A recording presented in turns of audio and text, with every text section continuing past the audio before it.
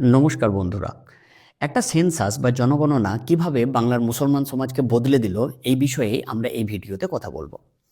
কলকাতা 1872 সাল, ব্রিটিশ আমলা প্লাউডেন সাহেব একটা খাতা খুলে বসেছেন। তার সামনে দাঁড়িয়ে আছে একজন বাঙালি মুসলমান।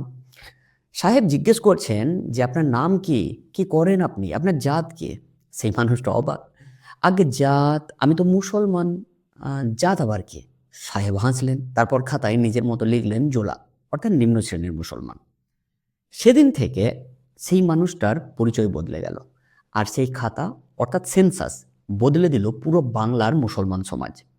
সেন্সাস কি? সেন্সাস মানে জনগণনা বা আদমশুমারি। কিন্তু এটা শুধু মানুষ গোনা নয়, এটা মানুষকে শ্রেণীবদ্ধ করা, মানে বাক্সে ফেলা। 1857 সালে সিপাহী বিদ্রোহের পর ব্রিটিশরা বুঝলো ভারতবাসীকে জানতে হবে, কারা কোথায় কি করে, কতজন, সব জানতে হবে। তার জন্য সেন্সাস বা জনগণনা দরকার।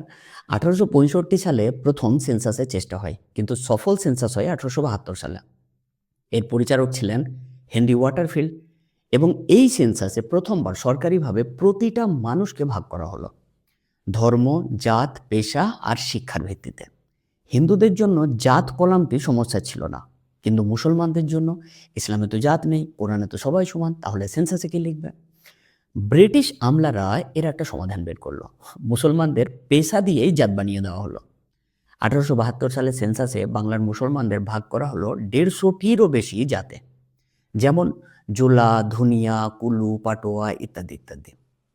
সবচেয়ে গুরুত্বপূর্ণ বিষয় হলো এদের সবাইকে ট্যাগ করা হলো লোয়ার ক্লাস মুসলমান বা লোয়ার ক্লাস মোহামেডান। আর যারা শিক্ষিত, উর্দু ফার্সি জানে, জমিদার, যারা নিজেদেরকে বিদেশি মুসলমানদের বংশধর বলে দাবি করেন, তাদের ক্ষেত্রে লেখা হলো আশরাফ বা উচ্চ শ্রেণীর মুসলমান। মজার ব্যাপার হলো এই বিভাজন ইসলামে নেই, হাদিসেও নেই, কোরআনেও নেই, কিন্তু সেন্সাস রিপোর্টে আছে। আজ আমরা জানি যে একবার সরকারি কাগজে কিছু লেখা হয়ে গেলে সেটা সত্য হয়ে যায়। 1872 থেকে 1901 সাল পর্যন্ত প্রতি 10 বছর অন্তর সেন্সাস হয়েছিল। 1872তে প্রথম সফল সেন্সাস হয়েছিল। 1881তে আশরাফ আর আতরাফ বিভাজন আরও স্পষ্ট হয়। 91 সোশ্যাল স্ট্যাটাস কলমটা যুক্ত করা হয়। আর 1901 সালে সবচেয়ে বিস্তারিত সেন্সাস। এই সেন্সাসে মুসলমানদের শিক্ষা, সম্পত্তি, পেশা সব রেকর্ড করা হয়। লক্ষ্য করার বিষয়, প্রতিবার সেন্সাসে এই বিভাজন আরও পাকাপোক্ত হচ্ছিল। 1901 সালে সেন্সাস কমিশনার ছিলেন রিজলে সাহেব।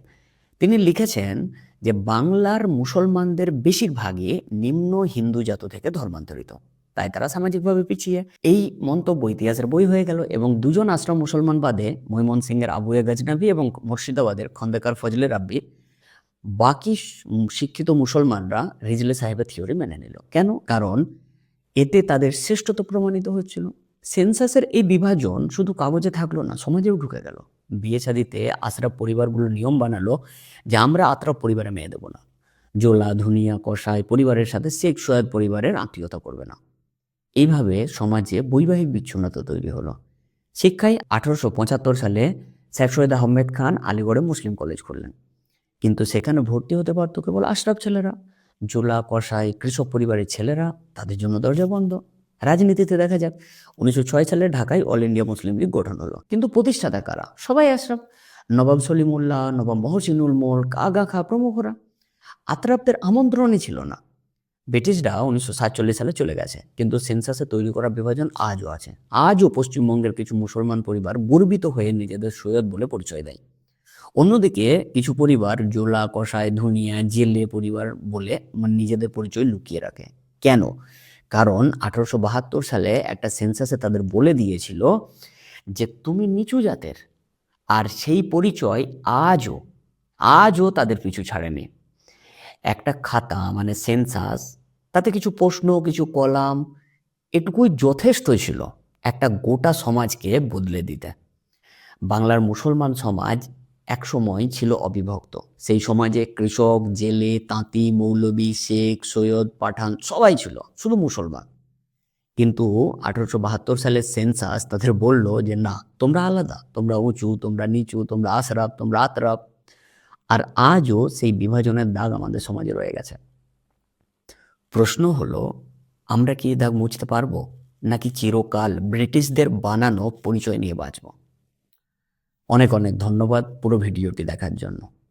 শেয়ার করুন যদি মনে হয় এই ইতিহাস জানা দরকার, আর কমেন্টে লিখুন আপনার এলাকায় এই বিভাজন কি এখনও আছে।